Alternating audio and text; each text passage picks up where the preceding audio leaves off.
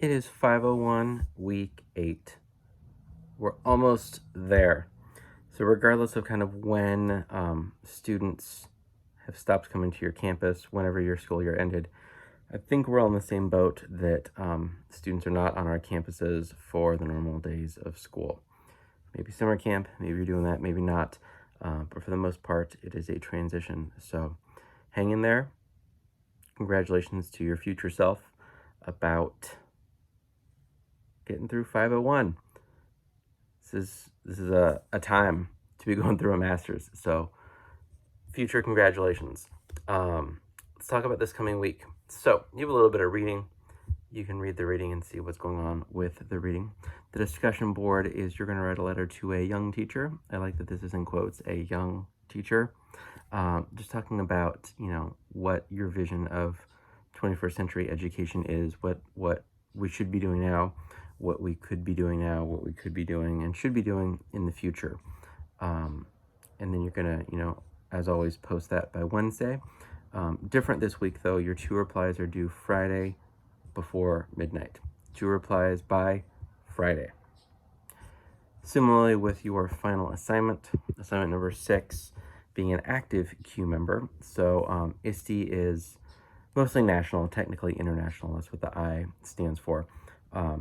The ISTE is the EdTech organization for our nation. California has an affiliate called CUE. Nearly all of you are in California, so your task, your final assignment, is to become a member of CUE. For now, registration is complimentary. It's a little bit hard to sustain, so that might be changing. But for now, it is free. Don't pay for the premium membership unless you want to. That's not the requirement for the assignment. Just complimentary membership makes a big difference for our advocacy as an organization. Before we had the free membership, there were about 10,000 paying members, and in the last, maybe 4 years that it's been complimentary membership, that's doubled, which is really cool. So as we send advocates to Sacramento for policy, sitting down with people and saying, hey, we have 20,000 educators in California, it's a big difference from 10,000. So be a member, encourage other educators to be a member. You also get discounts on cool stuff, newsletters, you get looped into stuff. But of all the things, I think actually the big two is furthering the advocacy work, making sure that the internet remains open is a big thing. And then just the funding in general continues to go to schools, particularly around technology. The second big thing is, throw that on your CV, is that you are a member of CUE. Similar with other professional organizations like ISTE, adding that to your CV is a good thing. So for this assignment, you're going to be a member of CUE. You're going to share a post from the On CUE Journal, their blog. It is funny though, On CUE, right on cue. I think it's funny. Anyway, it's going to be really similar to the discussion board post sharing, 21st century innovation. You're going to link to the article, summarize it, and let us know how that might impact you as an educator. That one's going to be about 300 words.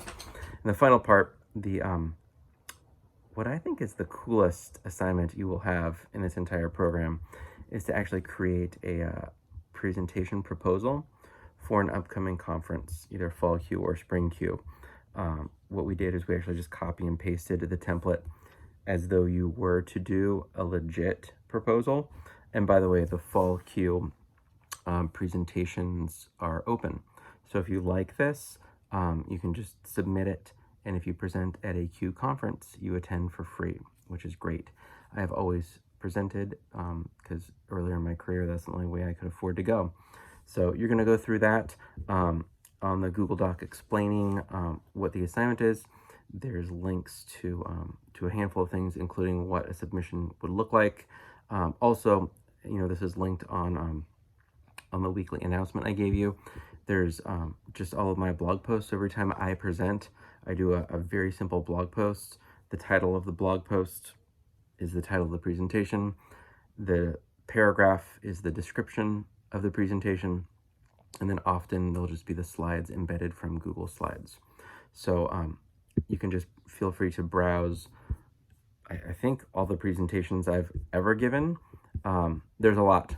If just to get a feel for what titles tend to get accepted, what descriptions, again, tend to get accepted. Not by any way saying that mine are the only way to go or that mine are the best, but these are presentations that were accepted. So if you're trying to like get kind of the right vibe of what to do both for this assignment and if you want to present in the future at a conference, because at this point, like, you are a leader in the edtech space and you should be presenting and sharing your thinking, your learning, what you're doing in your schools and your classrooms. It's important work that we do. So as you do that, you can take a look at what I've done. Happy to share all of that. Also, was actually just messaging one of my former students. He's going to be putting in for Fall Q presentation, and I think I might be co-presenting with him. So I've done that a couple times with a few of you, a few Concordia University Irvine alum that are like, I want to present, but it's kind of intimidating. If you want, much like Viper from Top Gun, I can be your wingman. Although I'm not nearly as cool as Tom Skerritt, but you can trouble me on a Sunday. That's a movie quote. If you know what I'm talking about, you're like, this is an awesome video. If not, then I'm going to just keep going because it wasn't that funny to begin with. But anyway, happy to support you. Look at any, upcoming presentation proposals that you like legitimately submit. If you ever need help wordsmithing, if you're a little nervous and need a co-presenter, let me know. This would also be a good time to say that this course comes with free lifetime tech support, so feel free to reach out. I'm Bill Selleck on all the things. If you're ever stuck or need some thoughts on whatever, it'd be great to stay in touch. I think I'm following all of you on the Twitters, as my mom calls it, so you know how to find me moving on. So congrats. Make sure that final assignment gets posted Friday before midnight. Friday, since it is week 8, our course ends Friday. My grades are due Sunday, so that only gives me 48 hours to grade. So if you submit on Sunday, it is 2 days late. That is no good.